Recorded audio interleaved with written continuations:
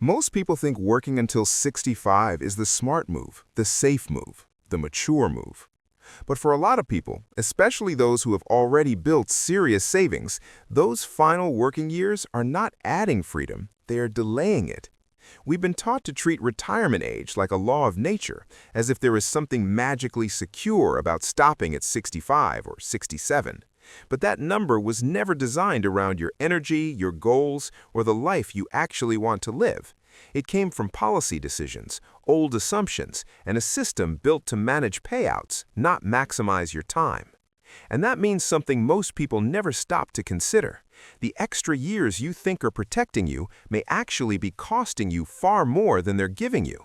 I want to give you one phrase to carry through this entire video, because if you understand this phrase, the rest of the math starts to make emotional sense. I call it the ladder you forgot to step off. For most of your adult life, work is a ladder, and that ladder matters. It helps you build savings, grow investments, pay down debt, support a family, and create options you did not have before. Climbing it is rational. Climbing it is necessary. But eventually, for some people, the ladder does its job. It gets you to the roof. And the mistake is thinking you still need to keep climbing after you've already arrived. At that point, the ladder is no longer creating freedom. It is keeping you away from the freedom it was supposed to deliver. Let me make this real with someone I'll call Michael. Michael is 56. He's a senior operations manager. He's married, his kids are grown, and between his 401k, brokerage account, and Roth accounts, he has around $1.7 million saved. His mortgage is manageable. He's not reckless with money. He's not behind. In fact, by almost any normal definition, Michael has done extremely well. But when he talks about retirement, he says the same thing I've heard from countless people in almost the exact same position. He says, "I think I'm in pretty good shape, but I'll probably work until 66 just to be safe." And that sentence sounds responsible until you really examine it, because Michael does not have a savings problem. He has a timing problem that sounds like caution, because that is the socially acceptable way fear speaks. This is where most people get stuck, not because they are bad at math, but because they're overwhelmed by uncertainties they have never forced into a clear framework. The healthcare gap feels scary. A market crash feels scary. The idea of retiring too early and realizing later that you needed a larger cushion feels scary. Even the thought of waking up without a title, a routine, or a role people respect can feel deeply unsettling. These are not fake fears, they are real. But for many people, they are experienced as a fog instead of a number, and fog always looks bigger than the object inside it. That is why this conversation matters. The fear feels massive because it has never been measured, it has only been repeated. Now here is the actual strategy, and it has less to do with quitting work and more to do with unlocking a part of the financial system that only opens when your salary disappears. I call it the three-window advantage. The first window is the low-income tax window. When a large paycheck stops, your taxable income often drops sharply, especially if you have multiple accounts to draw from and you manage them intentionally. That matters because the years between full-time employment and later mandatory withdrawals can become some of the most flexible tax years of your life. Most people think of early retirement as an empty gap. It is not a gap. It is a planning zone. It is the stretch of time where you may be able to decide how much income shows up on your return instead of having it dictated by your job. The second window is the Roth conversion window. This is where things start getting really powerful. If most of your wealth sits in traditional retirement accounts, then lower income years can give you the chance to move some of that money into Roth accounts while paying taxes at a lower rate than you ever would while earning a high salary. That means you're not just reducing future tax pressure, you're creating more tax-free money later. You're shrinking the size of the future problem before it becomes mandatory. And that flips the usual story upside down. The years people think of as lost earning years can actually become the years that save them the most taxes. The third window is the capital gains reset window.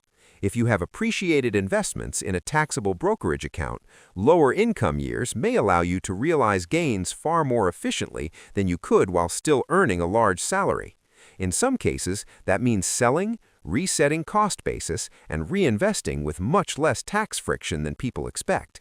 The result is more flexibility down the road, not less.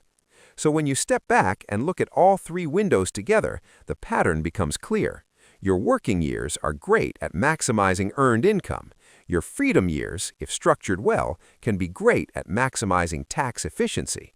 And that distinction is where the real opportunity lives.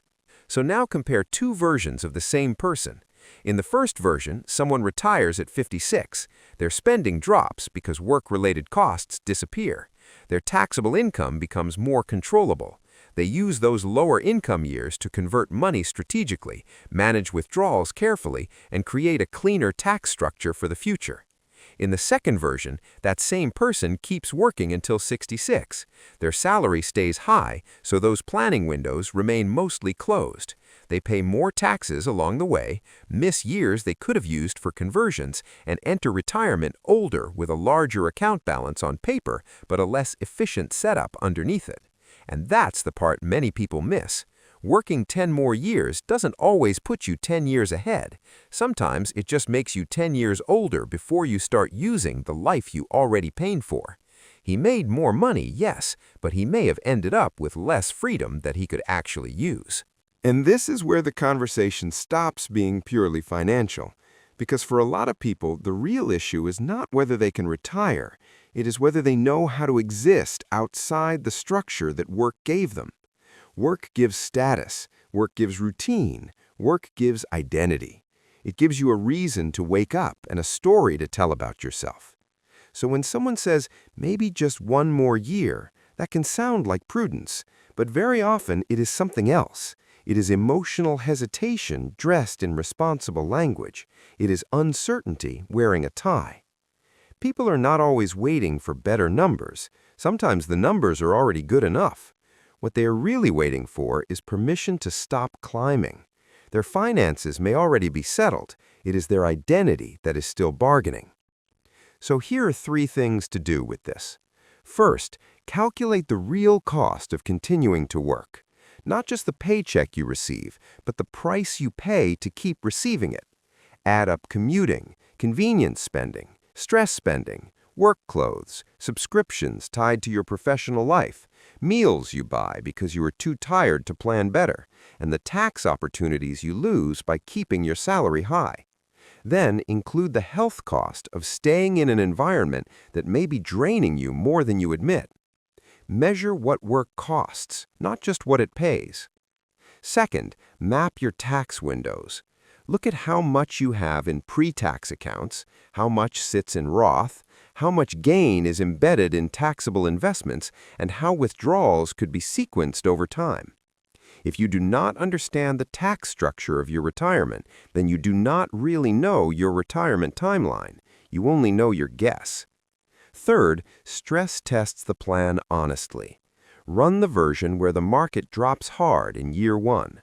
Run the version with higher medical costs. Run the version where a family member needs help.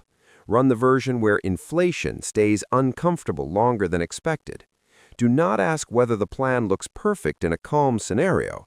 Ask whether it survives a messy one. Because that is the real point of retirement planning. It is not to die with the largest number possible sitting untouched in an account. It is to stop donating years of your life to safety after safety has already been built. If your ladder has already taken you where you needed to go, continuing to climb is not automatically wisdom. Sometimes it's just delay. And delay has a cost that no spreadsheet can fully return to you later.